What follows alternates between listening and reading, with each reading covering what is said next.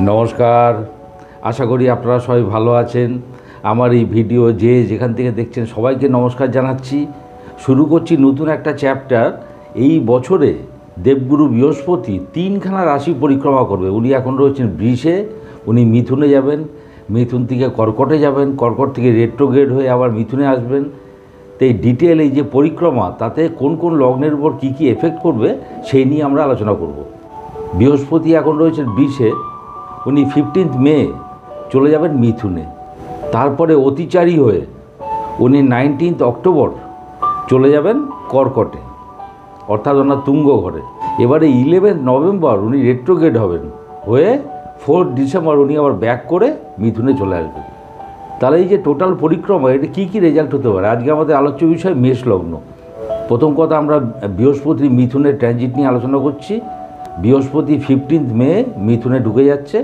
বৃহস্পতি হলো মেষ লগ্নের নবমপতি এবং দ্বাদশপতি। প্রথমে নবম নিয়ে আলোচনা করি। নবমপতি তৃতীয়, অনেক স্পিরিচুয়াল অনুষ্ঠানে যোগদান করবেন, সমাজে আপনার প্রভাব প্রতিপত্তি বৃদ্ধি পাবে। মিথুন থেকে দেখুন দৃষ্টি পড়ছে সপ্তমে তুলাতে, নবমে ধনুতে এবং একাদশে কুম্ভে দৃষ্টি পড়ছে। তাহলে কি কি হতে পারে? সপ্তমে দৃষ্টি, প্রথমে বলে নিই, বিজনেস খুব ভালো হবে। বিজনেসের মধ্য দিয়ে ভাগ্যোদয় যেটাকে বোঝায়। কোনো স্পিরিচুয়াল স্থানে গমনাগমন করতে পারেন, আধ্যাত্মিক জায়গায় যাত্রা করতে পারেন। কনজুগাল লাইফ খুব ভালো যাবে। আর নবমের দৃষ্টি, গুরুর অনুগ্রহ, গুরুর সঙ্গে যোগাযোগ হওয়া, গুরুর আশীর্বাদ পাওয়া, এই ব্যাপারগুলো আসছে। আপনার যা যা টার্গেট আছে ওগুলো ফুলফিল করতে পারবেন, কারণ বৃহস্পতির ঘর ধনু, ওটা হলো হাউস অফ টার্গেট। আর একাদশে দৃষ্টি, কোনো সংযোগের মধ্য দিয়ে প্রাপ্তি, আপনার ফেট আপনাকে ব্যাক করবে। 9th আর 11th কম্বিনেশন হয়ে যাচ্ছে। ছোটো ভাই বোনের থেকে কিছু প্রাপ্তি হতে পারে, এই ব্যাপারগুলো আসছে, খুব ভালো। এবারে দ্বাদশপতি তৃতীয়, দ্বাদশপতি তৃতীয় স্থানটা কি? আমাদের হাউস অফ এনার্জি যাকে বলে, বিক্রম, উদ্যম, এগুলোর জায়গা। তার দ্বাদশ মানে ডিট্যাচমেন্ট। তাহলে কি হতে পারে? উদ্যমে কিছু ঘাটতি হতে পারে, কিছু লেজিনেস আসতে পারে, যার জন্য কিছু কিছু কাজকর্ম পোস্টপন্ডেড হতে পারে, বাতিল হতে পারে। এই ব্যাপারগুলো আসছে, একটু সতর্ক থাকতে হবে। 19 অক্টোবর বৃহস্পতি চলে যাচ্ছে কর্কটে। কর্কটে চলে গেলে কি হবে? এক্সাল্টেড অবস্থা, তুঙ্গ স্থান বৃহস্পতির, অসাধারণ জায়গা।